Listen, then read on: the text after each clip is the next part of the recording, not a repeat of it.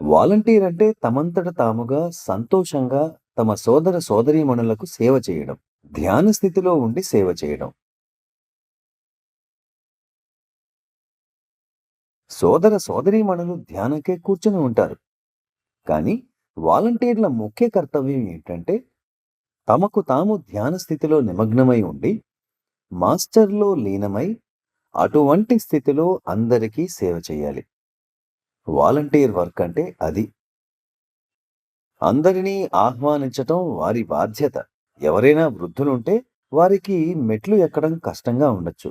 అటువంటి వారికి సహాయం చేయడం, కుర్చీలో కూర్చోపెట్టడం ఇలాంటివి వాలంటీర్ల బాధ్యతలు.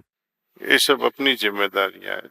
సామాన్యంగా వాలంటీర్లు ఏం చేస్తారంటే, మీరిటు వెళ్ళండి, అటు వెళ్ళండి, ఇక్కడ కూర్చోకండి, అక్కడ కూర్చోకండి, ఫోన్ ఆఫ్ చేయండి, ఫోన్‌ని ఇలా చేయండి, ఇలాంటివి చెప్పి వారి బుర్ర తింటారు. కానీ వాలంటీర్ ఏ పని చేసినా ప్రేమతో చేయాలి.